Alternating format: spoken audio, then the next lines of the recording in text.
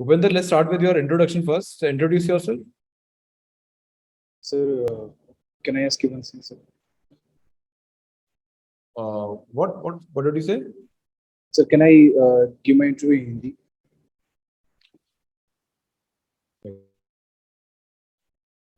We didn't get you, Bhupinder. क्या कहना चाह रहे हो? सर मैं हिंदी में दे सकता हूँ इंटरव्यू? हिंदी में इंटरव्यू देना चाहते हैं? Yes sir. इंग्लिश में कंफर्टेबल नहीं होंगे आप? Yes sir. आपकी एजुकेशन इंग्लिश में नहीं हुई है क्या सारी? सर इंग्लिश में हुई है, बट मेरा अभी कंटिन्यूसली 10 साल से मैं रूरल एरिया में हूँ, तो मेरा थोड़ा आई थिंक मैं कंफर्टेबल ज़्यादा अभी यहाँ पे हूँ हिंदी में। ठीक है, कोई इशू नहीं है. We will have your interview in Hindi. First of all मुझे एक्सप्लेन करो अपना एकेडमिक बैकग्राउंड. ये एक्सप्लेन करिए और मुझे थोड़ा जानना है कि आपकी ऑर्गेनिक केमिस्ट्री क्या होता है. Yes sir. सर मैंने अपनी अर्ली एजुकेशन राष्ट्रीय मिलिट्री स्कूल चैल से की है। उसके बाद मैंने अपनी ग्रेजुएशन बीएससी केमिस्ट्री ऑनर्स पंडित निकिराम शर्मा गवर्नमेंट कॉलेज रोहतक से की है। उसके बाद सर मैंने अपनी post graduation department of chemistry Maharshi Dayanand university से की है। सर जो एमएससी में सर मेरा स्पेशलाइजेशन ऑर्गेनिक केमिस्ट्री था। सर ऑर्गेनिक केमिस्ट्री वो केमिस्ट्री की वो ब्रांच है जो मोस्टली ऑर्गेनिक मैटर्स से डील करती है। सर जो मोस्टली कार्बन से बने हुए जो मैटर हैं उनसे डील करने वाली जो केमिस्ट्री की ब्रांच है उसे ऑर्गेनिक केमिस्ट्री। अच्छा, तो मुझे कुछ डेली लाइफ के एग्जांपल दे सकते हो how organic chemistry been useful? Yes sir. Organic chemistry sir जैसे हम मतलब सर ऑर्गेनिक सिस्टम हमारे डेली लाइफ में हर जगह मौजूद होता है। जो भी लिविंग बींग्स हैं उन सब में ऑर्गेनिक मैटर होता है, प्रेजेंट होता है। जैसे सर अगर मैं आपके जो पोस्ट ग्रेजुएशन है ऑर्गेनिक केमिस्ट्री का एप्लीकेशन चाहिए इन डेली लाइफ, मुझे बताइए डेली लाइफ में आपकी ऑर्गेनिक केमिस्ट्री से क्या एडवांटेज मिला है टू पीपल और द सोसाइटी, और if you like to mention farmers there.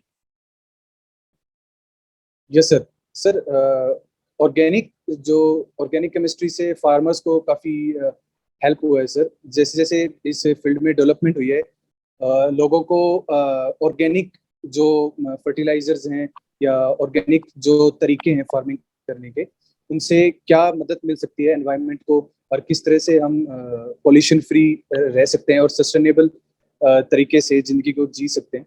उसमें ऑर्गेनिक केमिस्ट्री ने काफ़ी महत्वपूर्ण भूमिका निभाई है। उसके अलावा सर जो जैसे सर आजकल प्लास्टिक्स का काफ़ी यूज़ हो रहा है, और तो सरकार ने अभी करंटली सिंगल यूज प्लास्टिक को भी बैन किया है। तो इन इन सभी मतलब और भी काफ़ी तरीके हैं सर, पर अभी फिलहाल के लिए मैं यही याद करता हूँ। तो इसमें ऑर्गेनिक केमिस्ट्री कहाँ पर आती है? सिंगल यूज प्लास्टिक की वगैरह बात करो, इसमें ऑर्गेनिक केमिस्ट्री का क्या रोल है? सर सिंगल यूज प्लास्टिक जो है वो सर इजीली डिग्रेड नहीं हो पाता है। तो हम मतलब ऐसी चीजें जो और इस्तेमाल करें जो कि इजीली बायोडिग्रेडेबल हैं। अच्छा, तो क्या जैसे ऑर्गेनिक केमिस्ट्री ने इसका कुछ सोल्यूशन दिया है? हमारे हमारे पास कुछ ऑल्टरनेटिव्स हैं सिंगल यूज प्लास्टिक के इन ऑर्गेनिक केमिस्ट्री?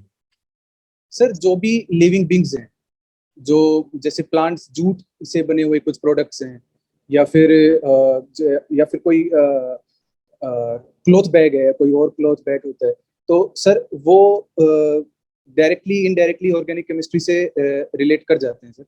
तो उनकी हेल्प से सर हम मतलब सिंगल यूज प्लास्टिक को का यूज कम कर सकते हैं। ओके, भूपिंदर, आपने अराउंड कितने 5 साल आपके निकल चुके हैं in your post graduation graduation, if I put in that way 5 साल यहाँ हो गए. Then plus Yes. Plus one plus two में भी हमारे पास मेडिकल या नॉन मेडिकल रहा था? Non medical. नॉन मेडिकल था sir. Non-medical. So we have already given 7 years to science.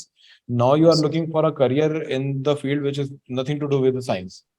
So what kind of a opportunity you see in EPFO, and what kind of things UPFO can expect from you in context to the advantage we could have from your side or your contribution? Yes sir. Science background की help से sir मुझे help हुई है कि मैं rationally चीज़ों को देख सकता हूँ सर। मैं सर उसके अलावा ये है कि मैं जब अपनी 12th ऑनवर्ड्स ही मैं डिफेंस सर्विसेज की तैयारी में लग गया था। तो उसके बाद जब मैं पोस्ट ग्रेजुएट हुआ तो मुझे लगा कि जो तैयारी मैंने अभी तक की है उसी के साथ ओवरलैप करते हुए सिलेबस की अगर मैं तैयारी करूंगा तो मैं आगे फील्ड में अच्छा एक्सेल कर सकता हूँ। इसीलिए मैंने इस फील्ड को चुना है सर। और ठीक है भूपेंद्र, आपने कहा कि साइंस की वजह से आप रैशनली चीजों को देख सकते हैं। क्या हमारा कोई ऐसे कॉन्स्टिट्यूशन में भी प्रोविजन है डेवलपिंग साइंटिफिक टेम्पर करके? यस मैम है, ये साइंटिफिक ये प्रोविजन है मैम। और जहाँ तक मैं याद कर पा रहा हूँ ये एक directive principle of state policy है, पर मैं मैं अभी याद नहीं कर पा रहा हूँ वो कौन सी है। ठीक है। पेंसिल स्केचिंग आपकी एक हॉबी है। Yes ma'am. आप किस थिकनेस की पेंसिल्स यूज करते हैं अपनी स्केचिंग में? मैम वेरिड थिकनेस की होती है यूज मैम। ये जैसे तीन बता सकते हैं आप? मैम जैसे मोस्टली मैं HB पेंसिल और ये जो 2B पेंसिल और चारकोल जो पेंसिल्स होती है उनका यूज करता हूँ। ठीक है। आजकल बहुत ही फेमस है कुछ जेंटांगल आर्ट करके, इससे आप क्या समझते हैं?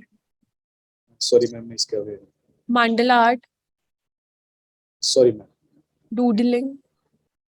मैम डूडलिंग मैंने देखा है, मतलब ये गूगल वगैरह पे और इंटरनेट पे थोड़ा बहुत देखा है मैम, पर इसके बारे में भी ज्यादा मुझे नॉलेज है। ठीक है। किस तरीके के स्केचेस बनाते हैं आप? मैम मोस्टली मैं कॉपी करने की कोशिश करता हूँ न्यूज़पेपर्स में से आर्टिकल जो कार्टून स्केचेस आते हैं, या फिर मतलब मैं अपने रिलेटिव्स वगैरह के या फ्रेंड्स के स्केचेस बनाने की कोशिश करता हूँ, मतलब उनकी फोटोज को देख के और उनको फिर करने की कोशिश करता हूँ। ग्रेट। आप बता सकते हैं इंडियन पेंटिंग्स में पर्सपेक्टिव किसने इंट्रोड्यूस किया था? Sorry ma'am. ठीक है। आप बता सकते हैं इंडियन सॉइल्स में रेशो ऑफ NPK क्या है? नाइट्रोजनस, फास्फोरस और पोटेशियम फर्टिलाइजर्स का जो रेशो इंडियन सॉइल्स में करंटली है वो क्या है? मैम आई थिंक ये 4:1 का है। ठीक है। आपने अभी प्लास्टिक्स की बात की। आप Yes, बता सकते हैं माइक्रो प्लास्टिक क्या होते हैं? Ma'am micro plastics ma'am micro plastics वो मैम जितना मैं याद कर पा रहा हूँ ये माइक्रो प्लास्टिक्स काफी माइन्यूट साइज के पार्टिकल्स होते हैं, जो कि आजकल नई रिसर्च में ये भी पाया गया है कि वो शरीर में और ब्लड के अंदर भी डिसॉल्व हो जाते हैं। और इसकी वजह से कुछ हार्मफुल इफेक्ट्स बॉडी पे हो जाते हैं, पर मैम इससे ज्यादा मुझे इसके बारे में याद नहीं। ठीक है। अब काफी रिलेटेबल है। हमारी फूड चेन में कैसे एंटर करते हैं, कैसे ह्यूमन ब्लड में आ जाते हैं? मैम आई थिंक जो हम डेली लाइफ में जो भी ये जो प्लास्टिक्स में फूड्स वगैरह को जो पैक करके मार्केट्स में बेचते हैं या कंज्यूम करते हैं, तो मैम उसी के जरिए मुझे लगता है कि ये हमारे फूड साइकिल में होते ठीक है। रेडियो एक्टिविटी में कार्बन का कौन कौन सा आइसोटोप इन्वॉल्व होता है? हैं। कार्बन 14 ठीक है। और सन की कोर में क्या रिएक्शन हो रहा है? मैम ये फ्यूजन होता है। ठीक है। डिफ्यूजन कौन से एलिमेंट्स का? मैम इतना I am sorry ma'am, but it's fusion I think. हाँ जी, फ्यूजन कौन से एलिमेंट्स का हो रहा है? मैम ये हाइड्रोजन का हो रहा है। और हाइड्रोजन रिजल्ट क्या है हाइड्रोजन के फ्यूजन का? मैम ये हाइड्रोजन के दो हाइड्रोजन के एटम कंबाइन करके और मैम हीलियम का फॉर्मेशन हो रहा है, ठीक है, जहाँ ग्रेट। तक मैं याद कर पा रहा हूँ। Last question. आप ऐसे 3 केमिकल्स बता सकते हैं जो हमारे डेली यूज कॉस्मेटिक्स में रोज आ रहे हैं बट ये बहुत हार्मफुल है और ये नहीं होने चाहिए हमारे कॉस्मेटिक्स में? कोई भी 3। यस मैम, जैसे मैम जो मेकअप का जो सामान होता है उसके अंदर मैम लेड का यूज काफी हो रहा है आजकल। तो ठीक है। मैम वो हमें काफ़ी हार्मफुल हो सकता है, तो नर्वस सिस्टम को दिक्कत दे सकता है। उसके अलावा मैम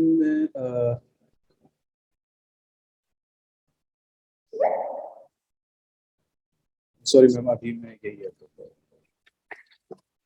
भूपेंद्र, आपने बताया कि आपकी जो हॉबीज हैं पेंसिल स्केचिंग के बारे में तो मैं ऑलरेडी पूछ चुकी हैं। तो आपने साइकिलिंग एज एन हॉबी को मेंशन किया है। मैं जानना चाहता हूँ कि एमटीबी और फैट बाइक में क्या डिफरेंस है। सॉरी सर, मैं इसके बारे में। ओके। और मैं दूसरा सवाल मेरा ये है कि आपकी एकेडमिक बैकग्राउंड जो आपने ऑर्गेनिक केमिस्ट्री के बारे में बताया है, Yes, sir. आपका उसका कंट्रीब्यूशन बता सकते हैं कि आप ईपीएफओ में अपनी जो एकेडमिक बैकग्राउंड है उसे किस तरह से आप यूजफुल बनाएंगे कि वो आपकी फील्ड में कंट्रीब्यूट कर सके कहीं ना कहीं। सर एज सच डायरेक्टली तो इसका कोई रिलेशन नहीं हो पाएगा ईपीएफओ में, बट जैसे मैंने आपको बताया कि मैं एक तो काफ़ी साइंस बैकग्राउंड की वजह से ये हेल्प मिल सकती है कि ऑब्जेक्टिवली देख सकता हूँ। बाकी सर इसका मुझे नहीं लगता कि कोई इसका डायरेक्ट यूज हो पाएगा सर ओके। केमिस्ट्री। तो भूपेंद्र, नोबेल गैस के बारे में कुछ बता सकते हैं आप। Yes sir, noble gas sir हमारे एनवायरनमेंट में जो नोबल गैस प्रेजेंट है, तो सर वो नॉन रिएक्टिव गैसेस होती हैं।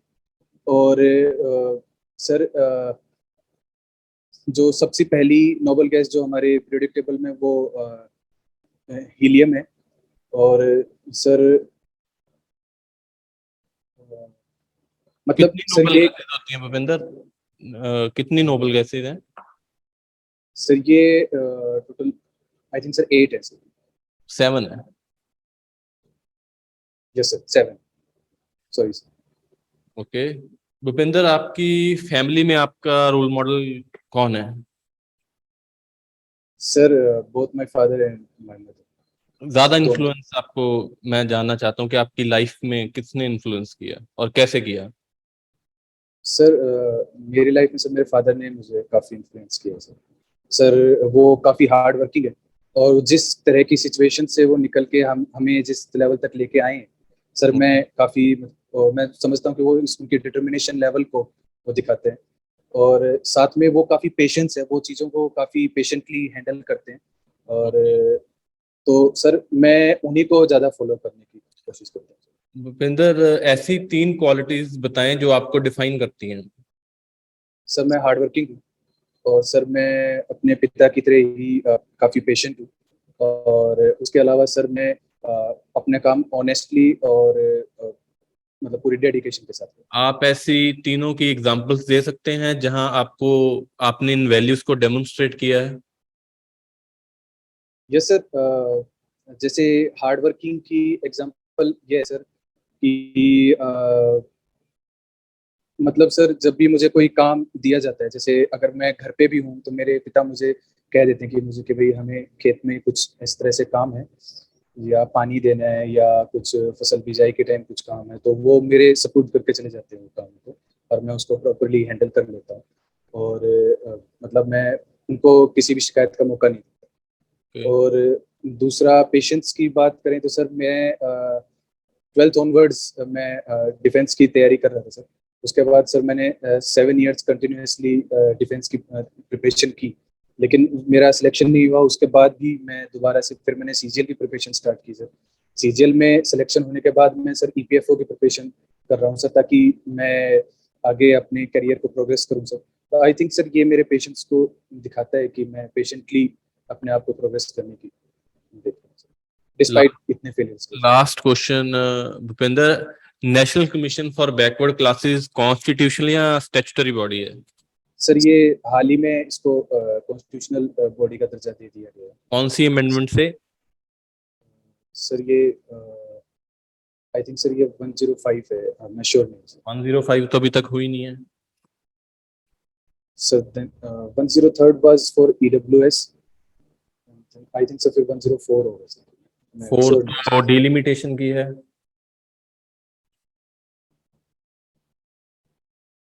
Sir. I am sorry sir, मैं श्योर। Okay, 102 है, like that is all from my side. Thank you sir. Bhupinder, being from a background, academic background of chemistry, can you tell me what is hazardous chemicals and or hazardous substance, specifically with respect to the Factories Act? Sir with specifically with respect to factories act तो sir अभी मैं माफ कीजिएगा मैं याद नहीं कर पा रहा हूँ, लेकिन हजार्डस वेस्ट सर वो इंडस्ट्रियल वेस्ट हैं जो हमारे अपने हमारे एनवायरनमेंट में एंटर कर जाते हैं और जो हमारी बॉडी के लिए हार्मफुल है, जैसे सर मरकरी है सर, ये मरकरी से सर मिनामाटा डिजीज का सर हो जाता है। उसके अलावा सर आर्सेनिक है, उससे ब्लैक फूड डिजीज भी हो जाती है सर। ये सारे इंडस्ट्रियल वेस्ट हैं जिनको अगर अनट्रीटेड तरीके से डिस्पोज किया जाता है तो ये हमारे फूड चेन में आ जाते हैं और काफी रोग। Okay, so मुझे बताइए कुछ ऐसे examples which is associated with the workplace or workplace related diseases or illness. Sorry sir अभी मैं इसके बारे में। Asha. So, see, I guess this year Haryana's elections are due, state elections. No sir, When it This is? year. Next year, sir कब होने वाला? 2024 24 में होने वाले हैं। So मुझे एक बात बताइए कि what is your analysis of the working of the present BJP government there? Because we see lot of criticism of the government, specifically the chief minister. Sir मुझे लगता है कि प्रेजेंट गवर्नमेंट अपना काम काफी कॉन्स्टिट्यूशनली वे से बखूबी कर रही है सर। और हालांकि कुछ एरियाज हैं जहाँ पे लोगों के मतभेद हो जाते हैं, लेकिन स्टिल सर काफी अच्छे तरीके से काम कर रही है। जैसे सर अभी जो पिछले 2014 से लेके अभी तक के जो ये गवर्नमेंट रही है, इसमें बहुत से लोगों को रोजगार का अवसर मिला है सर, और काफी नई सर रोजगार की भर्तियां यहाँ पे हरियाणा में हुई हैं। तो उसके अलावा सर हरियाणा सरकार ने जो सेंटर की नीतियां हैं उनको भी हरियाणा में काफी अच्छी तरह से लागू किया है। जब कोविड का जो टाइम था तो हरियाणा सरकार ने सर ये माइग्रेंट्स के लिए जो बसेस, जो ट्रांसपोर्ट का जो खर्चा था वो पूरा अपने जिम्मे पे लिया था। पर वर्कर सर उन्होंने 1500 रुपए की घोषणा की थी। और sir That means there are a lot of initiative taken by the Haryana government. So मुझे yes. लगता है कि फिर तो डेफिनेटली आपका वोट तो इस बार बीजेपी गवर्नमेंट को ही हो जाने वाला है, जैसे भी पावर में आता है। यस सर, अभी तो यही सोचा है सर। Very nice. तो आप बीजेपी को कब से वोट डाल रहे हो? सर 2019 से। Very good. yes. अच्छा, तो मुझे ये बताओ कि अभी रिसेंटली बीजेपी गवर्नमेंट ने, हरियाणा गवर्नमेंट ने अनाउंस किया that is local reservation even Yes, in the sir. Private sector.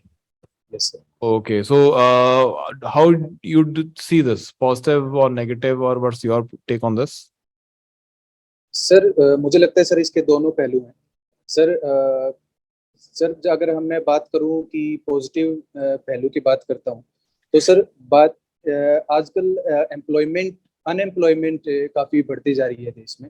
तो ऐसे टाइम पे जब देश में अनएम्प्लॉयमेंट इतनी बढ़ रही है, कोई सरकार अगर अपने स्टेट सिटीजन्स के लिए कोई कदम उठाती है तो वो उस राज्य के सिटीजन्स के लिए वो काफी सराहनीय कदम होगा। लेकिन सर अगर मैं एज अ कंट्री बात करूं तो सर इसमें जो आर्टिकल 16 है, राइट टू इक्वल अपॉर्चुनिटी, उसका सर अवॉइडेंस होने लग रहा है सर। सर लोगों जो दूसरी स्टेट्स के लोग हैं उनको भी इक्वल अपॉर्चुनिटी दी जानी चाहिए हर जगह, ताकि वो कहीं भी अपना मन चाहे ऑक्यूपेशन फॉलो कर सके। ओके, सो मुझे लास्ट क्वेश्चन है आपसे भूपेंद्र। मुझे बताइए, कोड ऑन सोशल सिक्योरिटी जो है, it is still to be implemented, right? Yes sir. Why we see so many opposing voice against this, and specifically from the trade unions? क्या reason है, कौन से ऐसे clauses जिसको oppose किया जा रहा है trade union, specifically with context to code on social security? Sorry sir, मैं इसके बारे में मुझे सोशल सिक्योरिटी में कोड ऑफ सोशल सिक्योरिटी कुछ प्रोविजन बता सकते हो which is associated with the gig workers? Yes sir, अब की बार सोशल सिक्योरिटी में जो गिग वर्कर की वेलफेयर को इंक्लूड किया गया है सर। जो गिग वर्कर जिनको UAN number, universal account number allot है, उनको वो ईपीएफओ और ईएसआईसी की जो सुविधाएं हैं वो मिल सकेंगी सर। और सर उसके अलावा जो दूसरी पेंशन सर्विसेज और जो अलाउंसेस वगैरह की जो बात कीजिए, तो वो भी गिग वर्कर्स तक पहुंचाए जाने की बातें चल रही हैं। Okay, thank you so much Bhupendra. और भूपेंद्र, आपके फीडबैक पार्ट से शुरुआत करते हैं। पहली बात तो देखो, अगर ड्रेसिंग से ही शुरू करें तो अभी आप प्रॉपरली ड्रेस्ड नहीं हो, शेव भी नहीं किया है ना? एंड देन हमारे पास ऑर्गेनिक केमिस्ट्री से ही एसोसिएट कोई एप्लीकेशन के कोई एग्जांपल्स ही नहीं है, ऐसा क्यों? सर ये पार्ट में आपका इंटरव्यू कब है भूपेंद्र? 13 जुलाई 13th को? Yes sir. तो हमने ना ऑर्गेनिक केमिस्ट्री की डेली लाइफ में क्या एप्लीकेशंस हैं उस पे काम करना है, ठीक है, चीजें निकालने, because organic chemistry in general तो सबको एग्रीकल्चर से ही एसोसिएटेड नजर आती है। तो आपको उसमें कुछ और भी आइडियाज निकालने, कुछ और भी एप्लीकेशन निकालने which is in use recently. और स्पेसिफिकली जब खुद से आप सिंगल यूज प्लास्टिक का नाम ले रहे हो तो फिर तो आपको इस पे और भी इसके आसपास के डायमेंशन कवर अप करने पड़ेंगे, ठीक है। करंट अफेयर्स हमारी हमारा अपडेट नहीं है, कब करंट अफेयर्स नहीं पढ़ रहे आप? सर अभी मतलब थोड़ा सा ये रिवीजन कर रहा हूँ सर इंटरव्यू के लिए, तो करंट अफेयर्स काफी रिवाइज करना शुरू करो, ठीक है। अब तो बहुत कम टाइम रह गया, हफ्ते का टाइम हमारे पास। करंट अफेयर्स की रिवीजन शुरू करो। और इंडस्ट्रियलाइजेशन और लेबर लॉ, उसके आंसर आप गलत दे रहे हो, ठीक है, उस पर हमने काम करना है। आप गीग वर्कर्स के रिगार्डिंग मुझे जो इन्फॉर्मेशन दे रहे हो कि ईपीएफओ का बेनिफिट मिलेगा, दैट इज इनकरेक्ट इन्फॉर्मेशन, है ना? तो उसको थोड़ा पढ़ो एक बार कि क्या क्या बेनिफिट मिल रहे हैं, ठीक है। ये ओवरव्यू हर एक, अब आपकी नॉलेज ऑलरेडी इवेलुएट हो चुकी है। Now they are going to evaluate your personality. तो गेस वर्क नहीं करना, अगर नहीं क्लियर तो बोल दो कि सर गेस करना चाह रहा हूँ, परमिशन ले लो। और अगर नहीं आता तो सिंपली मना कर दो कि sir I am not very sure about this question, ठीक है। तो पास कर दो क्वेश्चन को, टाइम नहीं वेस्ट करना, ताकि नेक्स्ट क्वेश्चन पूछ के वो आगे बढ़ जाए। और ये तो अब बिल्कुल नहीं पॉलिटिकल, कोई भी ना पॉलिटिकल पार्टी को सपोर्ट या पोज करने वाला व्यू पॉइंट नहीं लेना है हमने, ठीक है। आप तो डायरेक्टली बोल रहे हो कि मैं बीजेपी को वोट करते आया हूँ, आगे भी करूंगा। ऐसा अगर क्वेश्चन पूछ लें तो बस समझ जाओ कि वो आपको बस चाह रहे हैं कि आप कुछ ऐसा बोल दो। आपने नहीं बोलना, किसी पार्टी का सपोर्ट या अपोज नहीं करना है, ठीक है। जस्ट सेट कि आई हैव, अदरवाइज आपका answer was good with respect to कि वर्किंग कैसी है, एनालिसिस कैसा है, उस पर ठीक हो आप, ठीक है। लेकिन बस हमें डायरेक्टली कभी बोलना ही नहीं, अगर आपको जितना मर्जी पुश कर लें, आपने बोलना ही नहीं है किसको वोट करने वाले हो आप, ठीक है। तो ये एटीट्यूड से या पर्सनैलिटी से इवेल्युएट एसोसिएटेड क्वेश्चंस होते हैं, ऐसे और भी क्वेश्चन सिमिलर आपको आ सकते हैं। So just work on them, ठीक है। भूपेंद्र, पहली बात तो डेवलपिंग साइंटिफिक टेम्पर एक फंडामेंटल ड्यूटी है। आप चाहें तो अपने इंटरव्यू में भी इसको कोट कर सकते हैं। ये आपको हेल्प कर सकता है अपने इंटरव्यू के आंसर्स में, ठीक है। दूसरा, आपने प्रिपेयर करना है कि आपको केमिस्ट्री का बैकग्राउंड कैसे हेल्प करेगा ईपीएफओ में। ऐसी कौन सी चीजें हैं जो बाकी लोग नहीं देख पाएंगे लेकिन आप देख पाएंगे, और कैसे आप हेल्प कर पाएंगे उस ऑर्गेनाइजेशन को। तो ये आंसर बहुत अच्छे से प्रिपेयर्ड होना चाहिए। ऐसे नहीं कहना है कि डायरेक्ट एप्लीकेशन तो नहीं है। You have to convince them, उनको कन्विंस करना है कि आप सही कैंडिडेट है और उनको आपको सिलेक्ट करना चाहिए। दूसरा, आपने सिंगल यूज प्लास्टिक्स का आंसर सर को बहुत अच्छे से दिया और मुझे माइक्रो प्लास्टिक्स का आंसर दिया, बट आपको इन दोनों के बीच का रिलेशन नहीं मालूम। आपने कहा सिंगल यूज प्लास्टिक्स डीकम्पोज नहीं होते, डिके नहीं होते, तो वो डिके नहीं होते, वो माइक्रो प्लास्टिक्स में कन्वर्ट हो जाते हैं। माइक्रो प्लास्टिक्स में कन्वर्ट होकर सॉइल में एंटर करते हैं, वाटर में एंटर करते हैं और फिर ह्यूमन ब्लड में एंटर करते हैं। तो यहाँ पर कॉन्सेप्चुअल क्लैरिटी ऐसी चीजों की बहुत होनी चाहिए। This was one of the topics. ऐसे काफी टॉपिक्स हो सकते हैं। बाकी जो केमिस्ट्री से आपने जो जवाब दिए वो बहुत सही है। डेली यूज में ऐसे कौन से केमिकल्स हैं जो हमें नुकसान कर रहे हैं? One of them is lead, paraben बोलते हैं हम। आजकल काफी कॉस्मेटिक्स विदाउट पैराबेन भी आते हैं, और कुछ सिलिकेट, सल्फेट्स, ऐसे कुछ केमिकल्स होते हैं। तो उनके बारे में देखिए।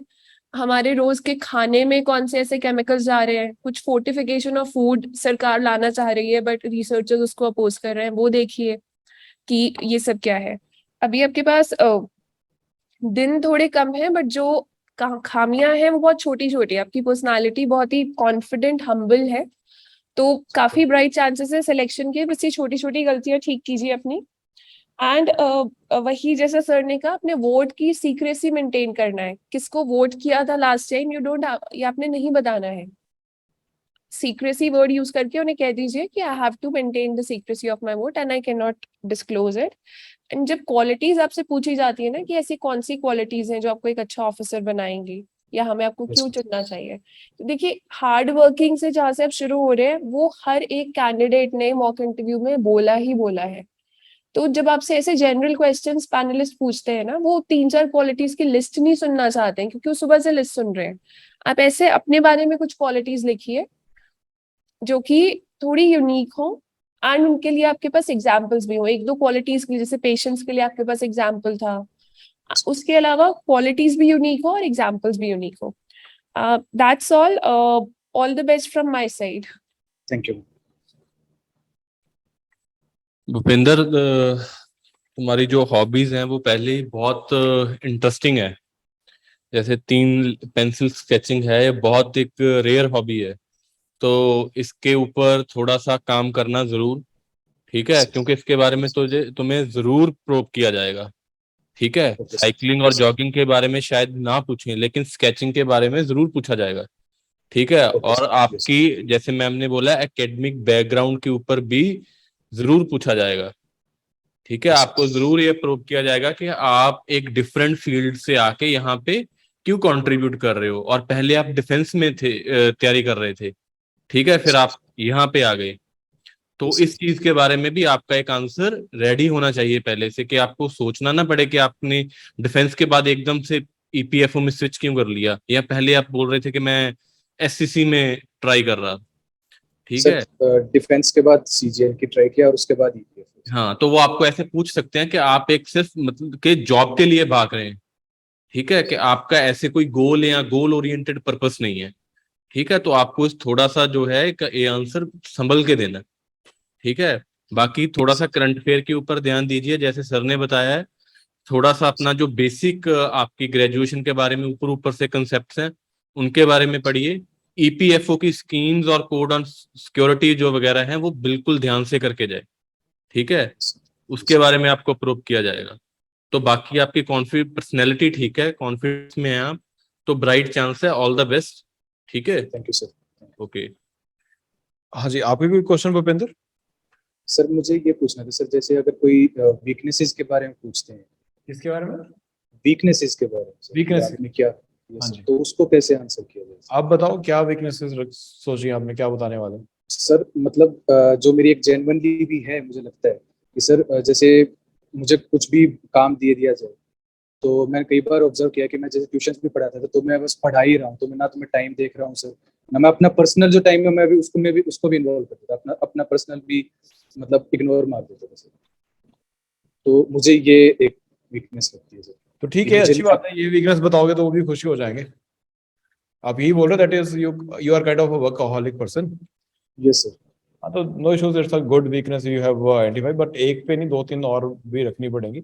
और भी सोच लो एसोसिएटेड विद योर पर्सनैलिटी, कोई इशू नहीं है, पर्सनैलिटी से ही एसोसिएटेड रखो, ठीक है? एंड एक और सर वो मैं कुछ मेरे दोस्तों ने मुझे सजेस्ट किया था सर वीकनेसेस के लिए, जैसे ऐसे बोल रहे हैं कि तुम बहुत ज्यादा फूडी हो, या मुझे थोड़ा ठीक नहीं लगा क्या क्या कह रहे हो? कि बहुत फूडी हो, इस टाइप फूडी? की चीजें। हाँ, हाँ, मुझे तो ठीक नहीं लगा सर। फूडी होना इज अ गुड वीकनेस, ठीक है, कोई इशू नहीं है, अच्छी वीकनेस है। बट जब ये बोलोगे तो फिर वो आपसे पूछ लेंगे भाई कौन कौन सा फूड ट्राई किया है, कौन सा पसंद है, खुद बना लेते हो कि नहीं, ठीक है? हरियाणा के कौन से पॉपुलर फूड फूड आइटम्स हैं, ठीक है? तो वो सारे फिर आपको आंसर होने चाहिए, तो अच्छी बात है। ये तो इंटरेस्टिंग चीजें होती हैं, अगर ऐसी चीजें बोलोगे। हाँ, तो ये अपनी टर्फ पे खेल रहे हो। हाँ, ये आपको बल्कि एडवांटेज कर जाएगा, बिकॉज फिर वो उसकी साइड पे क्वेश्चन पूछेंगे और आपने ऑलरेडी तैयार किया हो, ठीक है? और जैसे मैम बोल रहे थे, आपको पर्सनैलिटी बड़ी इंटरेस्टिंग बन जाएगी इस तरह से ना, अगर आप इस तरह की इंटरेस्टिंग आंसर रखते हो, ठीक है? आपने सर को बड़ा अच्छा आंसर दिया था when sir asked regarding your role model in the family, ठीक है? That was very impressive that you admire your father so much, ठीक है? That's a good answer. तो इस तरह के आंसर तो पैनल को चाहिए, ठीक है? एंड जैसे मैंने बोला कोई ज्यादा कुछ काम करने वाला नहीं है, you are already well prepared. बस ये बड़े बड़े जो ब्लंडर हम कर जाते हैं ना, ये नहीं करने। थोड़ा अपना ऑर्गेनिक केमिस्ट्री देख लो, लेबर लॉस को एक बार रिवाइज कर लो। आपने सक्सेस ट्री से ही प्रिपरेशन किया है? सर सक्सेस ट्री से सर मैंने कुछ यूट्यूब वीडियोस से प्रिपरेशन किया है सर। अच्छा, तो बाकी आपने लेबर लॉ और अकाउंटिंग कहाँ से कवर अप किया है? सर एक मेरे एक दोस्त के पास नोट्स थे सर, किसी इंस्टीट्यूट के एक। हाँ, तो वो वहाँ से आई होप अगर ब्रीफ नोट्स है तो वहीं से फटाफट से रिवाइज कर लो। करंट अफेयर से देखो बेसिकली, ठीक है, जो करंट अफेयर्स में न्यूज रही है, ठीक है, ईपीएफओ के बारे में, ईपीएफओ के प्रोग्राम के बारे में, स्कीम्स के बारे में, वो बिल्कुल टिप्स पर होनी चाहिए आपको। ठीक है, और ऐसा लगना चाहिए कि आप यहाँ पे सर्व करने के लिए आ रहे हैं। सर एक चीज और पूछनी थी। हाँ जी, बोलो। सर मैं दोबारा एक इंटरव्यू दे सकता हूँ सर 9-10 तारीख के आसपास? देखो भूपेंद्र, मैं चाहूंगा कि आप ना जो चीजें आपको आइडेंटिफाई की है ना हमने, एक बार ये रिकॉर्डेड इंटरव्यू देख के इस पे काम करो। अभी लास्ट मोमेंट पे फिर से इंटरव्यू लेने से कोई बेनिफिट नहीं होगा। ठीक है, बेसिकली जो चीजें है ना, वो आपका पर्सनैलिटी में ऐसा कुछ हमें ज्यादा कुछ कंसर्न नहीं दिखा। मेन जो है वो आपके आंसर्स में है, तो उसी पे काम करना, उसके लिए आपको एक और इंटरव्यू की जरूरत नहीं है। ठीक है, ओके सर। बात मानो, you are very well prepared, आप अच्छे, आपकी अच्छी तैयारी है। ठीक है, इंटरव्यू में बैठना ही एक इम्प्रेसिव चीज हो जाती है। जब आप वहां पे बैठोगे तो आपकी पर्सनैलिटी ही काफी कुछ आपको प्रेजेंट कर देगी आपको इन अ गुड वे। ठीक है, आपको बस जो काम करना है अपने आंसर्स पे करना है, तो वो कंटेंट साइड है, उसके लिए इंटरव्यू की जरूरत नहीं है। ठीक है, ओके कितना सर। स्कोर है आपका रिटर्न में? सर आई थिंक ये 200 के अराउंड है सर। कितना? 200 के अराउंड है सर। 200 के आसपास है ना? और इंटरव्यू कब है आपका? 14th को? 13th को सर। 13 और 14? 13th जुलाई 13 30? 13 सर 13 13। अच्छा, ठीक है, so you have sufficient time for that also. तो अभी आप कर लोगे, इतना आपके पास एक वीक का टाइम है, वर्कआउट करो इन चीजों पे आराम से, you will get the success. ठीक है, thank you sir. Thank you so much, Thank all you, the sir. Best from my side.